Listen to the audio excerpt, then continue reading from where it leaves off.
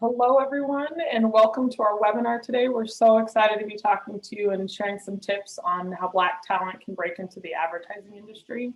I'm Bianca Reed, Vice President of Client Development here at Rain, the Growth Agency, and it is my absolute honor to share the stage with these beautiful humans who I personally feel like are great examples of Black excellence in this industry. And so thank you all for being here with me today. I really appreciate you guys taking time out of your days to do this. Yeah, of course. Perfect. We all have very different backgrounds, and so you'll get to see some different career paths within the industry. Also hear kind of our personal journeys and stories about how we kind of navigated this industry as well. We want this to be a conversation, so definitely put questions in the Q&A button. You can see that down below. There's chat and Q&A. Definitely put questions in the Q&A. We're going to set aside 15 minutes at the end of this to really kind of go through your questions. We also have a really fun giveaway that we're going to do at the end. You have to be present to win. We're going to do one of those fun little spin the wheel situations. So make sure you're present to win at the end so you can win a little prize. But other than that, what I really want to do is make this a conversation. So instead of me kind of walking through everyone's introductions, I want to give everyone a chance to share their story as they introduce themselves. And so Tiffany, would you do us the honor of kind of kicking it off and sharing your journey? I sure will. Hi, everybody. Another Zoom. Okay, well, we better make it worth your while, right? Because you showed up for this. My name is Tiffany Golden. I'm a producer at Wieden Kennedy in Portland, Oregon. Just to give you a little bit of background, I have a degree in criminal justice. So we joke about being in the land of misfit toys because we all have such different backgrounds. And I'm a firm believer in people coming from non-traditional backgrounds into the ad world. So anyways, I started out as a set PA. I went through a program that was actually called Streetlights, which is still streetlights.org in Los Angeles. I was working behind the camera on crews and virtually doing anything that was available, and worked on a fateful job one day with the Wieden Kennedy producer who said, hey, if a role ever comes open, I'm going to look out for you. And she did. I went to Wieden. I moved to Portland in 2013. I've taken just about every step there is. I came in as a creative assistant on Nike. I worked in business affairs. Then I got into production and started as a production assistant. Then I was a junior producer, mid-level producer, and now I'm the producer of community programs. So that's a little bit about my journey. And I'm so excited to be here. So I want to hand it over to Amelia. Hi, my name is Amelia Bowie. I'm based in Austin, Texas, but I work out of 72 in sunny Los Angeles. I am the brand director on Adobe, and Adobe like Photoshop, Premiere, Acrobat, PDFs, all that stuff. And my background, actually, I belong in the land of misfit toys, but somehow I just kind of like fumbled around into the mass communications school at my university and ended up getting a degree in advertising, but not actually knowing what I was signing up for. So I got my degree and then just kind of was like internship. And I went ahead and got an internship, and that brought me down to Austin. And my background had been primarily in traditional forms of media, so TV, radio, print, but signed on at an agency that I didn't really understand what they did. And I just kind of showed up on the first day. And it turns out they were very much like heading toward being a full service digital agency. So that's where I got my start, started out as an intern in account service. And then just like Tiffany, worked my way up all the way through the ranks and, kind of weaving in and out of different agencies, but have made it to the director level somehow by the grace of God. Congratulations. All right, Rick, do you want to share your journey? Sure. So sticking with the theme of being in the land of misfit toys, I also happen to be very tall. So I'm about 6'8" 3/4 to 6'9" on a good day. And, I actually didn't get my start in advertising right out of college. I actually took the path of having the opportunity to play professional sports, and that led me to Europe. I lived there for a few years, had the chance to win a championship there as well. Just really a wonderful path. And I decided at some point that I wanted to pivot and to start doing something that would have more longevity, in my opinion. That's for me, and that was for me. And I made the decision to go and to start networking with some people who had been in my orbit from college and from other stages in my life. And then had the opportunity to interview with Turner Broadcasting in New York City. And, through a couple of rounds and, taking a test and other things, I had the opportunity to start working there. And that's what really got me into the door and started my path in media. And I've been at Turner Broadcasting, from Turner to Game Show Network, from Game Show Network to Warner Brothers, and from Warner Brothers now into Warner Media. So I am currently working in a role where I am managing the linear portfolio sales. And so that's where we are today. And it's funny, you've gone through so many name iterations that along with your kind of career path, you also have these jumps into names as you go through that profile. So evolution is real. This is a fast moving industry. So I guess I align with all of you in being the island of misfit toys, because I was not anywhere. My degree has nothing to do with advertising. Before I went to college, I was kind of behind the scenes doing some work with Nike. I would do sports modeling, and then I'd sit and listen to their marketing campaigns. And I was like, oh man, that's something I want to do when I grew up. But I think at the time I aligned that more with sales. And so after I graduated college, I went in, and my bachelor's degree is in multicultural Africana studies. And so I went from there straight into sales with companies like Hershey and Kellogg's and Coca-Cola. And so I really followed that sales path. And in my mind, I thought what I'm doing is sales. It has nothing to do with marketing. And now that I'm in the industry, I realized, oh, I was doing field marketing. Oh, I was doing these things along the way. And so about 10 years into CPG sales and kind of in that industry, I kind of got this point when I hit 33 that I was like, I have to do something different. I don't want to always be doing sales in this kind of manner in this company or in this kind of industry. And so I started trying to get into the advertising industry, and I was putting in applications, and I was not doing any of the best practices. So I was just having one resume that went everywhere, and I wasn't getting any traction. And I started requesting informational interviews. And when I did that, I had a connection here at Rain, the growth agency, a personal connection, and I ended up being able to do an informational interview with our CEO, Michelle. And so I went in there and I'm telling her my whole career story. And she said, well, do you want to work here? I think you'd be a great fit in this department or in our company. And I'm starting this new program where you train in every department in the agency for 1 year. And then after that, we kind of place you in the best role that we feel fit within the agency. And at the time I was kind of like, I don't know, that feels scary. And I went home and my husband goes, she offered you an adult internship position, a paid one. You need to take this. Like, why are you kind of cautious on this?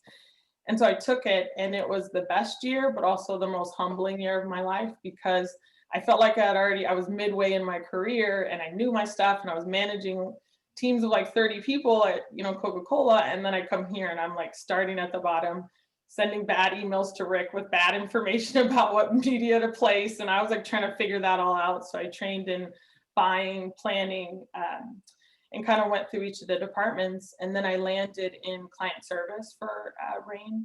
And then from there, I've progressed into, I'm kind of back doing what I was doing for Coca-Cola, which is sales, because client development is a fancy way of saying new business.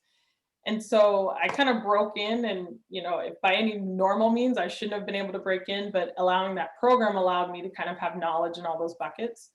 So now I get to lead our new business initiative. So it's interesting. Each of us have journeys that have nothing to do with a traditional path. All right. Well, let me jump into a few questions. Thank you everyone for sharing their stories. The first question I have is, what recommendations do you all have for talent trying to break into the industry? One thing, a lot of people approach me in terms of wanting to work at Wieden. And I think something that's culturally specific to Black people is we're always expected to be all, be everything. And a lot of times when I talk to people, sir, please. A lot of times when I talk to people, okay, why now? Why? Here you go. A lot of times when I talk to people, I tell them it is really good to focus on one thing into a niche. It's great to be a jack of all trades. Every skill set underneath the sun that you have, you'll utilize at some point, especially in agency life. But it is important to hone in on specifically what your interests are, especially when you're applying with the recruiter. You might only have that one opportunity to get in front of this person, and I do feel like we need to kind of do the research and know what roles are within the agency. I had no idea. As I mentioned, I came in as an assistant, and I went and sat with somebody that worked in PR, and I went and sat with someone that worked in our design studio, because I wanted to know all of the different roles. I mean, even at an agency, you've got IT roles, you've got accounting roles, and there's so much there. So, some people have minors, in different things. So if it's a matter of getting in the door, that's fantastic. But you really want to get focused on what it is that you're interested in, whether it be media or the brand side of things, or, production. I think that's a really great point, Tiffany. And I think to add to that also is do it in your way. Whenever you find that lane that is yours, do it in your way. Of course, you can have mentors and people whose style you look up to, but you don't want to be a copy paste version of that mentor or that thing that you saw, because you have spent your entire life developing the things that you like, the things that you appreciate, the things that get you energized and excited.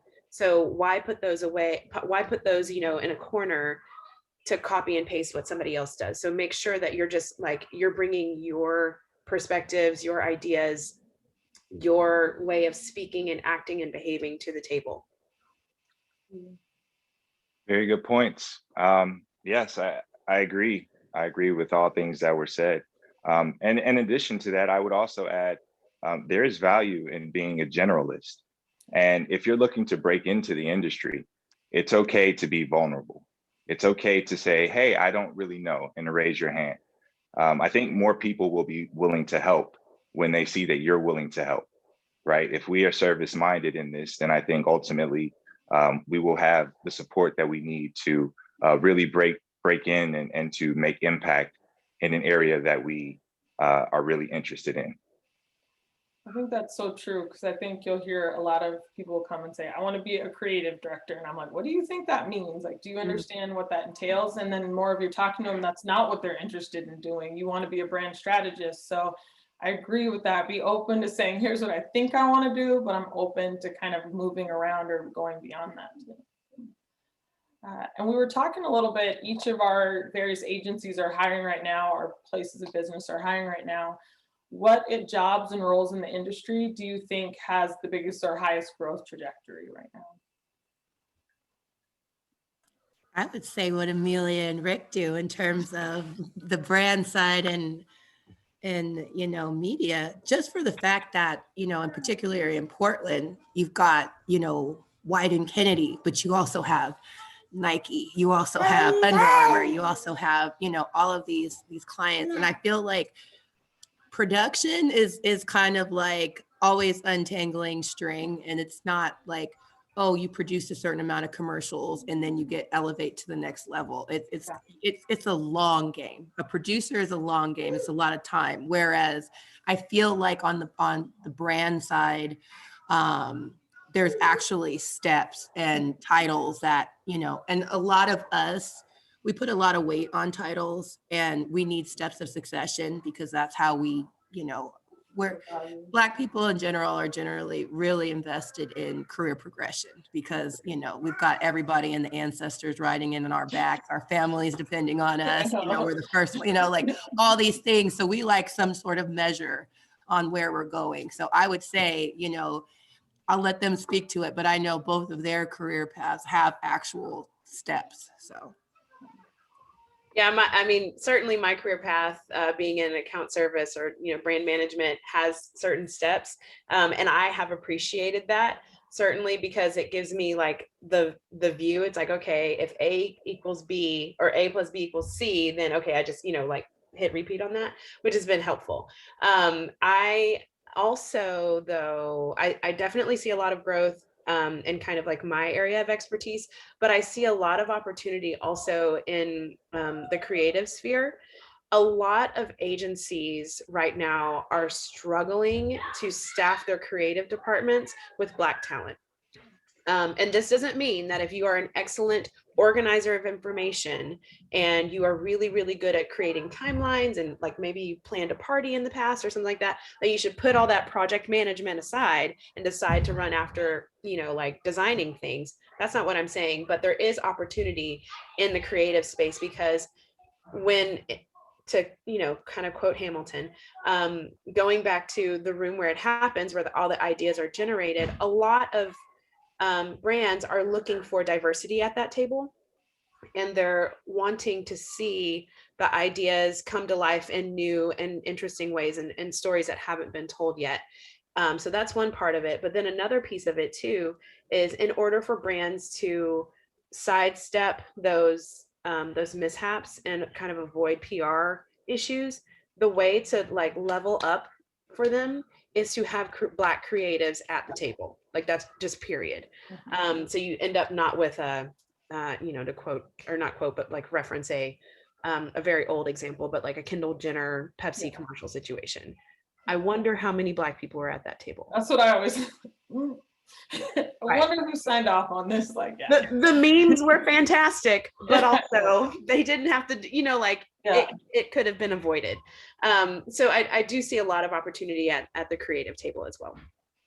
I agree. I think I also, from kind of being more of an agency that's heavily focused in media, we're seeing a lot of growth in digital, a lot of growth in analytics. So if you're a math person, you still have room in this agency for sure. There's in this world, because a lot of companies are looking for that media and analytics piece. Yeah. The other thing I would say in growth and coming from the brand side is Tiffany's absolutely right. At companies like Coca-Cola, they're going to have 28 junior marketing level positions. And so you can get it in an entry level position and work your way up. In agencies, you're working in a different landscape. And I personally think having a big brand on your resume does help, because you don't have to explain who Nike is. You don't have to explain who Coca-Cola is. So there are some benefits to kind of taking that route too. But Rick, any thoughts on that one? No, you all hit it on the head. I think at the end of the day, areas where there is expansion, for us, I would say HBO Max is a place where we are really growing. And just the media industry overall. I mean, if you look at the company that I work for, we have a studio where we need creative people to participate. People on the production side and so on and so forth. So I think it's really about identifying areas of interest for each individual and then pursuing those areas of interest. Absolutely. The next question I had is, what are resources that you use to drive your career forward? I know that a lot of times everyone's like, I don't even know where to start. Like, where do I even go? So what are some resources that you all use to grow your career?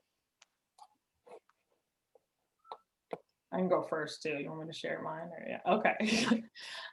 For me, I really think LinkedIn is a great place to go. And I say LinkedIn not just because go and hunt for a job. It's your time to explore what companies are doing. So you can look at everyone's job title. You can look at what their career progression is. It allows you to do a lot of the research ahead of time in terms of resources.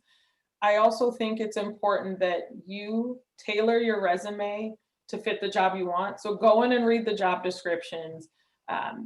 Think of yourself in a broader scope than like, I just graduated college and I know how to do this. Think about courses you took within college that align with that job description. See who you're connected with. I think all of us previous to this were saying, none of us just submitted an application and got in. We all kind of were pulling on networks or doing internships or doing things that allowed us to kind of get in that sphere of consideration. And so those are two of the recommendations I have in network. Like, ask for informational interviews and don't just only ask Black people, because there's times where have people reach out and I'm like, I'm happy to do an informational interview, but they'll say, hey, I want to know about creative. And I'm like, I am not your girl to give you any advice on creative.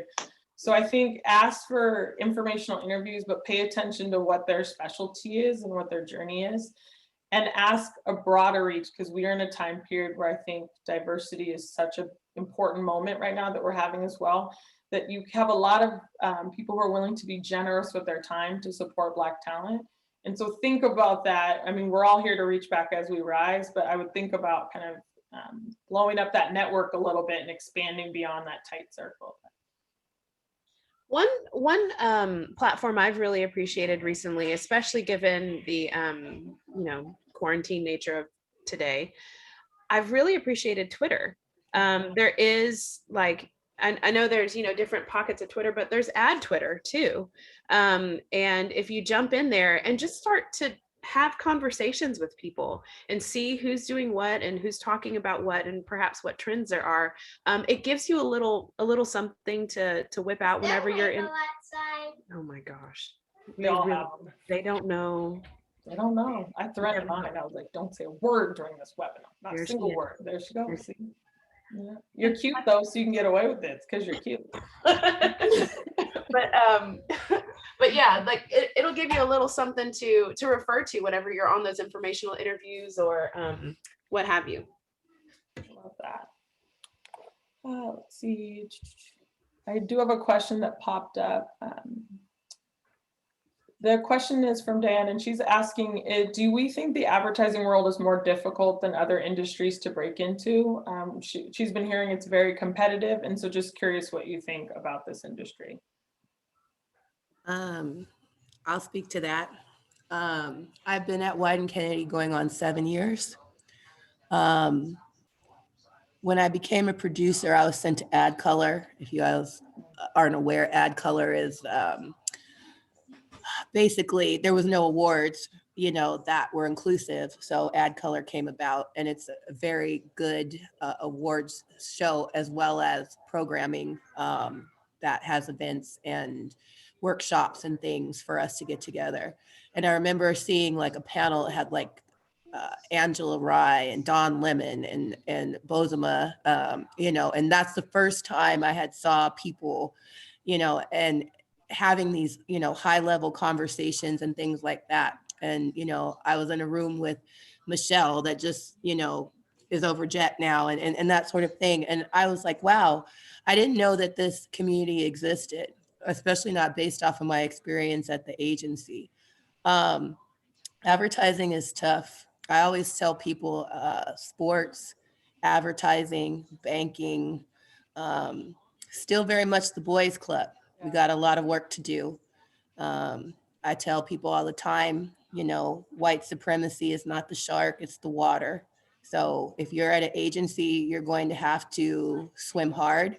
Sometimes you're just going to be treading water. Sometimes you're going to have to swim on your back. And it's competitive. I learned at Ad Color at that time, the average length of a person of color, specifically Black, was 2 years at an ad agency. And it's not just navigating that world, it's just kind of the stuff that comes with it. It's extremely competitive, especially given what role you're in, especially, on the brand management side, those sorts of things. People, are looking to climb up. People are looking to attain, more responsibility. People are looking for that visibility. I'm not sure, what our numbers are now, but I know we have a 400 plus person agency, so in order to stand out, it's difficult. I mean, people come to me, they want to know how to work at Wieden Kennedy, and it's like, this is not Pop Warner football. This is the Super Bowl that I play in every damn day. I'm Russell Wilson when I walk in there. It takes a lot to get there. So it is very competitive. But the good news is you're on, a call with 4 people that are clearing the pathway.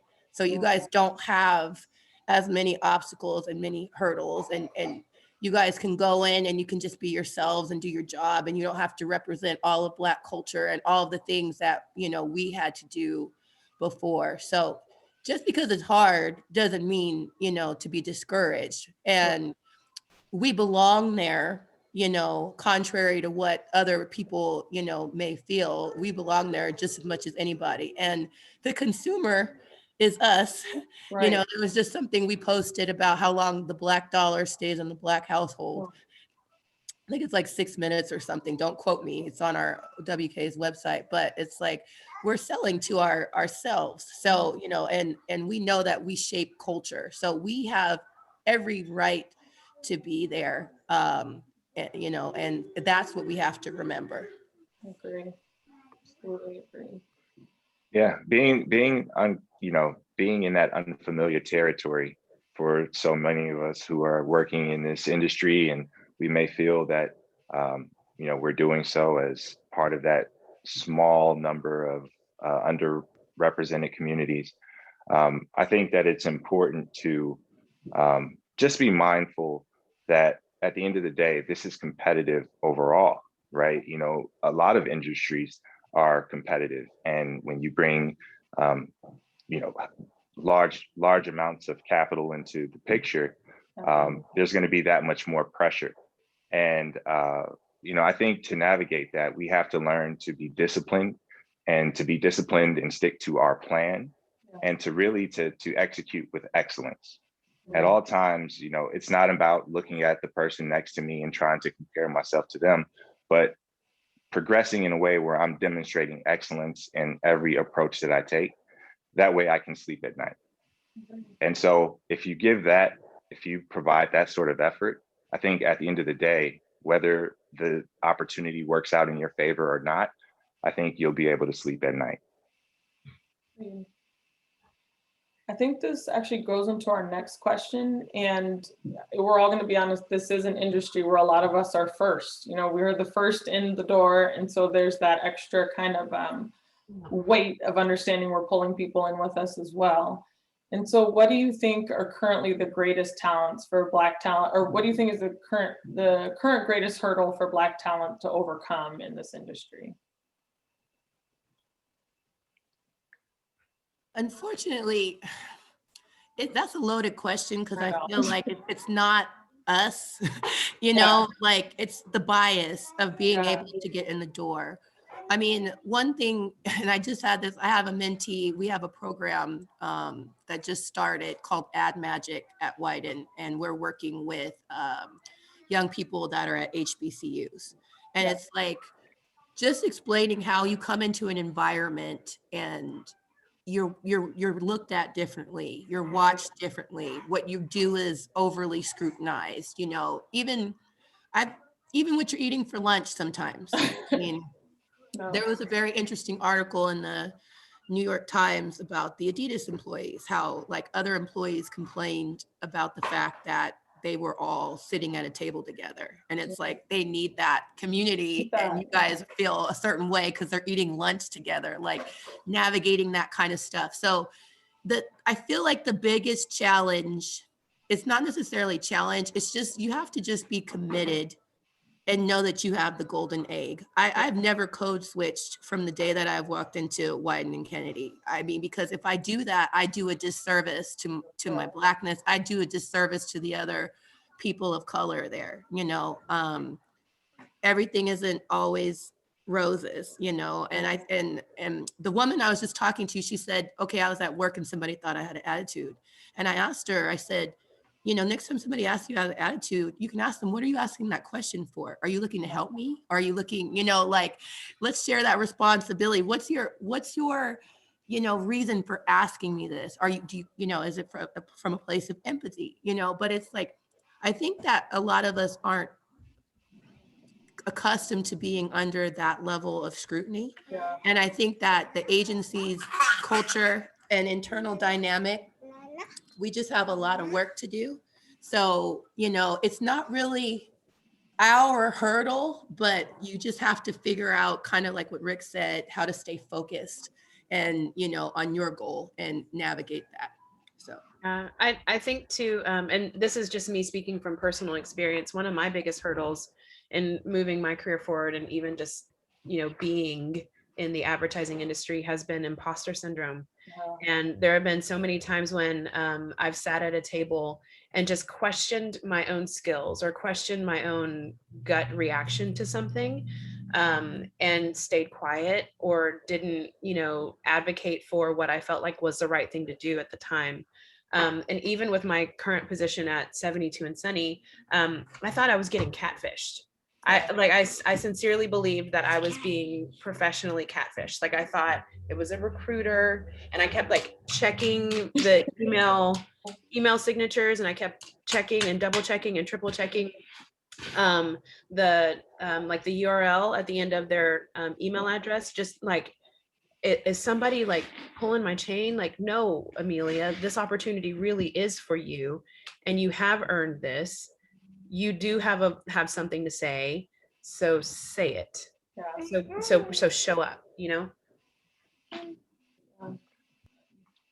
For me, I share that same insight with imposter syndrome, because you know in your, like, I know I have my receipts, I know I belong here, but is that constant, I do also think when there's no one around you reflecting, you don't see other kind of Black leaders within your scope, you also don't see anyone reflecting that back. So it does kind of exacerbate a little bit that imposter syndrome. I also think in this industry, you have this burden of, you brought up the Pepsi scenario. So you have this burden of also by being the only Black person, do you suddenly now have to be the voice that's ringing the alarm that we have a problem in this creative ad? Oh my But gosh. how does that impact your career? What do you do? So it's constantly this thing where I'm looking at this presentation, I'm like, there's zero diversity in here. Everyone else is like, who's gonna notice? And I'm like, we should be noticing. So it's those kind of pieces where, but should I be the voice that constantly is calling that out? Is that my burden? Or is that, as Tiffany was saying, is that the industry's burden to kind of weigh in on? So I want to add to that. If you show up on day one and they're like, hey, by the way, we want you to be our new copywriter on this great account, but also we need you to be the Black people police. Like, that's not, you were hired to write copy. You were hired to be a project manager. Do that. You do not need to carry the burden of the entire the screw ups of the entire industry. You don't have to carry that. And if they want somebody to do that, they need to hire somebody to do that. Pay someone to do that. Right. Pay somebody to do that, like implement it into your processes and make it part of the way that the organization operates, and not something that you have to take home every night. I agree.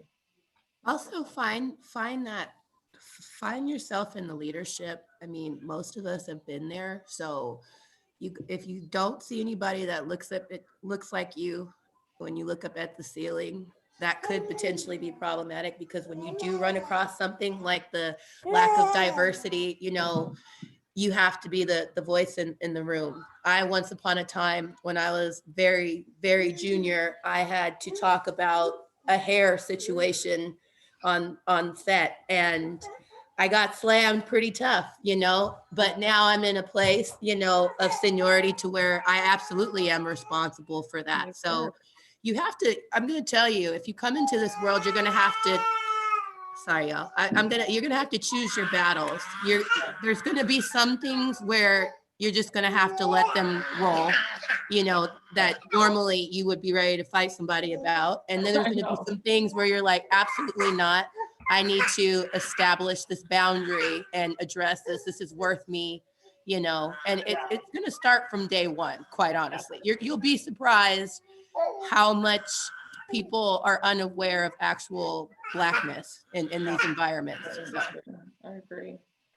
One thing I would add, I think those are some great points that were brought up. Another thing is to not take things personally, to be in a place and in a mindset where when you approach your work, that you're not taking things personally, because you're being hired for a job, right? And this goes to everyone. This is not specific to Black people or to any specific community. This is to all people. We're there to do a specific job, and sometimes we will have to take on tasks that are a little bit outside of our comfort zone, hopefully not too far out of our comfort zone, but then also maybe outside of the job description. And I think that one thing that I try to remember is to be generous, to be generous with my time and to know that I'm there to solve an issue. And, you know, I try to delineate between what is someone trying to take advantage of me versus someone asking me to do something because they genuinely need that generosity extended to them at that time. So it's important to do the work to really understand which is which and you know, what sort of situation we're dealing with on each basis. I agree. I know there's times where I evaluate because there is generosity. I want to help. I want to educate. I want to support in ways that I can do that. And so I do feel like you teach a man to fish and then maybe they're better and they're spreading and you're kind of changing their mindset. So I really agree with that point where I would say, don't allow the hurdles in this industry to make you bitter. Like do not allow that to happen. Don't lose that generosity and compassion that you came into the industry with. And that's something I really focus on as well.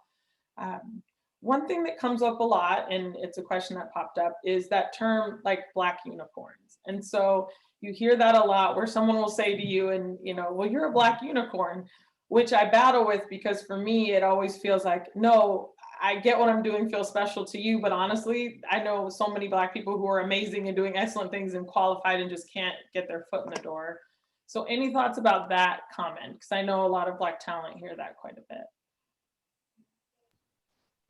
I look at it as a positive. I mean, and I think people in terms of accessibility, I think a lot of when we look at in Black culture who's, you know, we consider, you know, successful or whatever, there might be a degree of a lack of accessibility. So I think when people actually get to see somebody who have traveled a path, you know, but I mean, it's just kind of like, it's the obvious. I mean, I feel like there's a vernacular that we have to. That comes with it. He's turning into not Chucky. having it. I don't know no, what's happening. I'm going in. You know, there's a vernacular, of course, that we want to, you know, honor. I mean, we're Black, so that's fantastic, you know, that sort of thing. But it's also like sometimes you just want to be that person that goes to work and does a good job, and you know, like all the Blackness, like we know, we wake up, we're Black, we got it, you know. We got it. We're feeling good. Amelia, I see you nodding. Did you have anything there? Yeah. I'm taking out Tiana's crown right now. So. But no, I agree with you. I agree with you on that, and that's a really tough spot to be in because oddly enough, having 2 young daughters, I spend a lot of time around unicorns, and unicorns. Yeah, I spent a lot of time around unicorns, and they're kind of like propped up as this like fictional, like magical being, and they've got all these superpowers, right? But you're not a unicorn. You know what I mean? Like don't walk into the office every day like expecting to be like the hero of it all. You can't. Like that burden is too heavy. And so just like Rick said earlier, you know, operate in your excellence, do the things that you know how to do really, really well. Don't look to the left or the right, and try to figure out like what this person thinks is excellence or thinks is magical or mythical. You do the things that you feel are magical and mythical and excellent. right. Be your own unicorn. I don't have a unicorn. You know, that's it's so interesting. It all comes back to discipline. I think that so often it's just the repetition of doing something over and over again to the point where you become really good at it, adept at it. You're able to facilitate things in a quicker manner.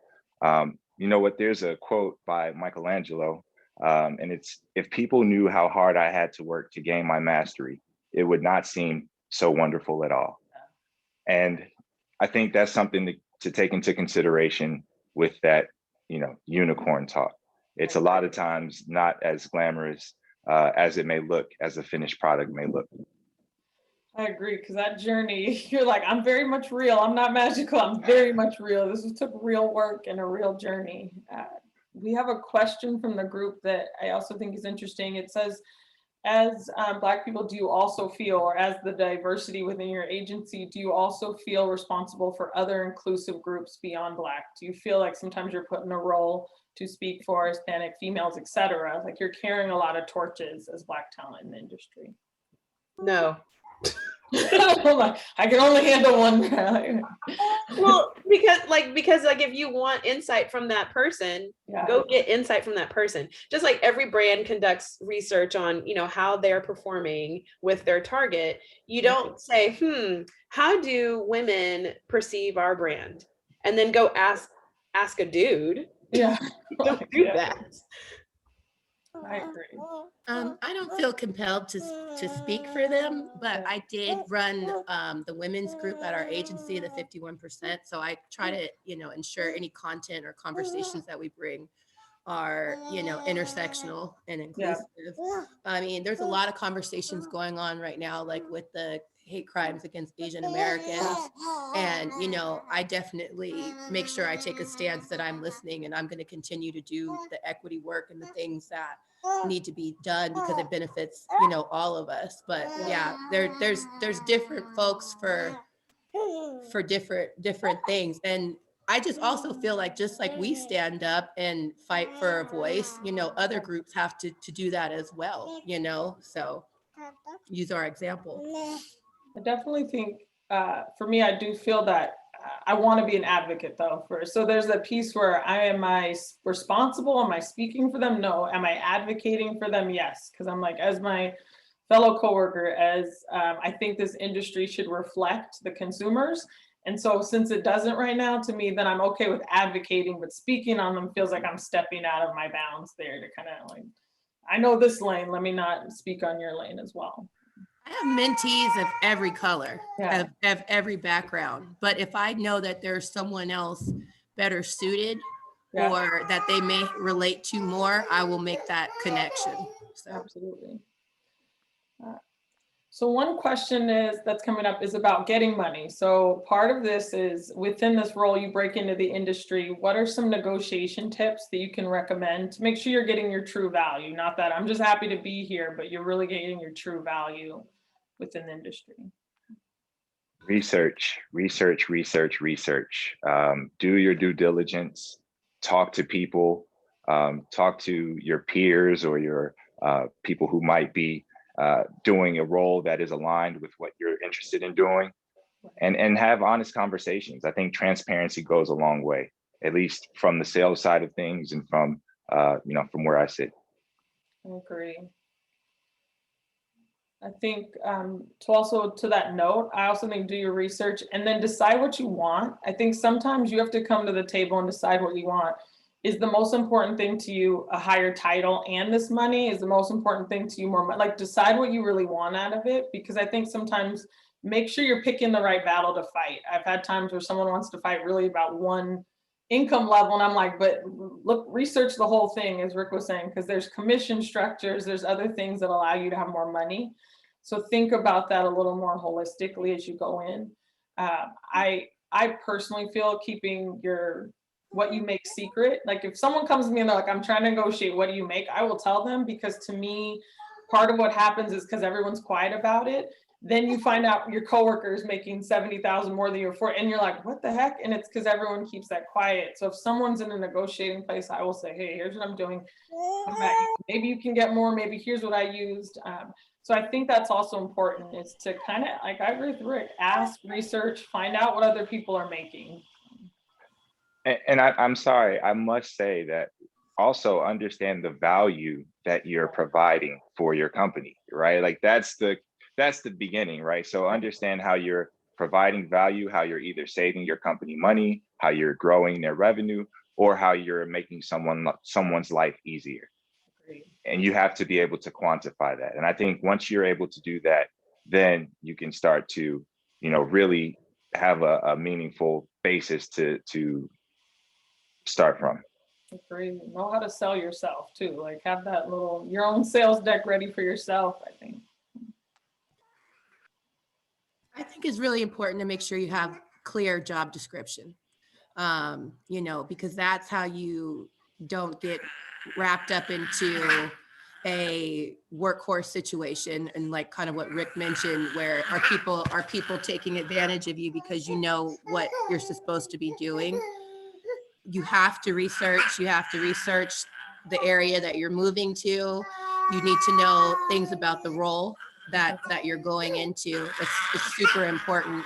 And I also, especially, He's not having it. I'm so sorry, especially young women, Yeah. ask questions. Ask. It is okay to show vulnerability in an interview. You know, ask as many questions. Like if they say, "Do you have any questions?" You're like, "No, I'm fine." No, ask so Ask many your questions. questions. Get anything that you're curious about. Ask those questions in that interview so you know what you're walking into, especially if you're relocating. You know, and a lot of hiring managers are going to offer up some information. I mean, I'm pretty sure it comes up in the conversation when recruiting, you know, people of color specifically to like areas like Portland, like, hey, you guys know that, you know, this is what the diversity is here. So, but you have to ask questions. I agree. And then we are about at I'm going to kind of reach out to the audience and say you're welcome to kind of throw in some additional questions because we've kind of hit a little bit of that Q&A period. We've been trying to answer them as we go, but feel free to jump in with any questions. I'll go one more to the, let's see, what's one more good fit on the question side? We touched on this a little bit. Any areas, I guess, as we speak specifically, as soon as we end the webinar, we'll get all these LinkedIn requests asking us for questions about our industry. Any areas you know your company may be hiring at the moment that we kind of can call out today?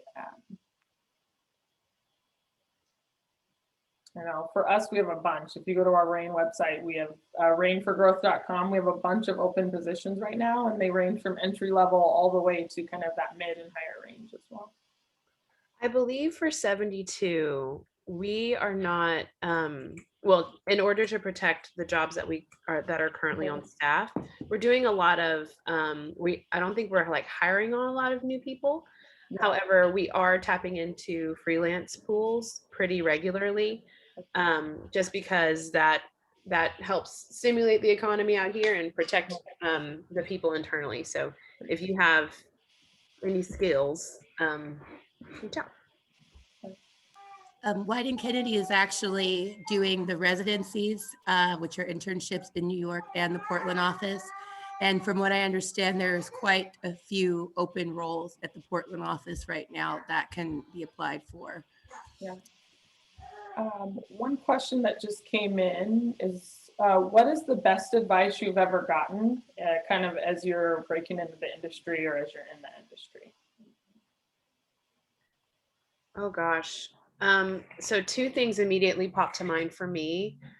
One piece of advice was actually not career related at all. It was just kind of like life related. And it was, there is no formula. Mm-hmm. I've been able to apply that to a lot of different areas of my life. But as far as, you know, my career is concerned, just because I don't get the position, the title, the account, or not the account, the, you know, salary that I'm looking for over there doesn't mean that it's not going to be supplemented in another way, or that the opportunity that I was looking for financially or professionally isn't somehow achievable, just because it didn't, you know, tick the boxes that I was thinking that it would tick. And then the other one is actually, I received it from the worst manager I ever had.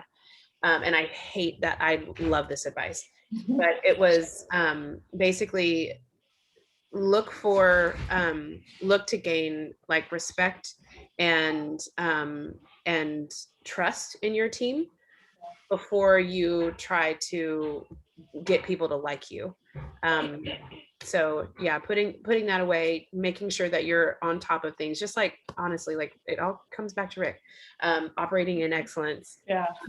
Before you're, you know, going out to coffee and stuff like that. Great. Rick, best advice? Yeah, you know what? I would say taking the path of most resistance is actually one that yields great results. And personally, you know, I can say that that's something that plays a role in my life is, you know, maybe going against the grain at times and not being, you know, trying to be uncommon amongst uncommon people, as David Goggins would say. But that's really something that I really lean into is just trying to do something that I feel will create impact, and not being afraid to step out of that comfort zone, because if you think about it, outside of your comfort zone is where you really develop strength. Right. If you're in the weight room, you're not comfortable when your muscles are growing. So it's important to embrace that and know that life is going to continue to throw you lemons, and you just have to continue to take it and make the best lemonade you possibly can with it. I agree. That's some of the best advice I've gotten is get comfortable with being uncomfortable, because I had to learn like this isn't always going to feel easy. So get comfortable with that. I think the other advice I get, and you hear it all the time, is your network is your net worth. And so I had to learn to not only stay in my tight circle, but to reach out and communicate, because you never know when something may change where you're at and you need to find a new role or you need to find a new job or something. So making sure that network. And I've also found that that's allowed me to help other people get jobs. So I can share my network with them, which when everyone's looking for mentors or peace, I'm like, I know someone who's amazing who works X, and I know someone who's amazing who works here. So part of my kind of advice is always like, build your network. You never know, that junior employee who was at your company now runs a startup in New York. Like, it happens so quickly. So I've had to learn a lot about kind of maintaining relationships. I think, so we're at time, and Tiffany's like, I want to put this baby down for a nap. He's ready. He's gone. He's gone. He went completely turned on me. I just wanted to say to the advice one, my reverend actually told me, and this was not like career professional counseling. It was at a moment where I called him like, I'm going to walk out of this place. Yeah. He said, you can't expect to come to the jungle every day and they're not going to be animals. Yeah. What kind of animal are you? And I've always, gone off of that. Like, how do I show up? What's my role in this place, in terms of how I show up? Because there's always going to be predators and different things I have to deal with. Ooh, be a lion. I mean, if you're going in, be a lion. All right, let's give away our prize. Rachel, you want to pull up the spinny wheel? This fancy little thing. Okay. So what we decided as a giveaway, since everyone's at home and in kind of that snack mode, is we are giving away a snack box, two snack boxes, and the snack box has 14 Black founded and woman founded and POC founded brands. 5% of proceeds donated goes to the Equal Justice Initiative, and one meal for every box is donated to, Feeding America. We're also sending the panelists a box, because thank you guys so much for being here today. So you're getting one too. All right. Not one for me. Yes. We're ready to spin. I'm not seeing the spinny wheel yet, Rachel. There we go. All right. Next. You need like music with it, right? Stephanie Goodell, congratulations. All right. Nice. All right. We have one more.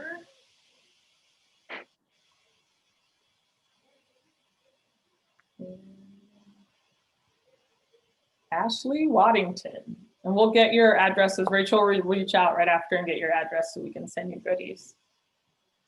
Perfect. So we put together, as we have a lot of awesome people behind the scenes taking notes. So we put together some documents and recaps that we're going to send out to everyone who attended. So you have some cool downloadable links to look at the program. We also recorded this. So if someone didn't catch it and you want to share with someone, we'll share out the link. We'll share it via social media and the emails, I believe. But I just want to say thank you to all of you for coming today. I knew when I talked to each of you, I'm like, oh, they have the best stories to share. And so I'm really grateful that you came. And hopefully everyone was able to take away some great nuggets of information that will help them scale their career. So thank you so much to each and every one of you for joining me today. And the babies. Thank you. Thank you, Bianca. Thanks to Rick too, because everything you say is so nice. I know, right? I'm like, he needs a job at NPR next, because Rick gets on and you're just like, every time you're like, just so calm and soothing. And I'm like, in case you feel like you're gonna fight somebody, you need to count to 10 and walk out the door. And Rick's like, no, that's Don't burn it all together. down. It all works together. I know. Thank you so much for the opportunity, Bianca, and thank you everyone. Tiffany and Amelia, thank you so much for this opportunity to share this panel with you all and to the audience as well. Yeah. Thank you so much. All right, bye to all the babies too. They're so cute. Bye, thank you. Bye.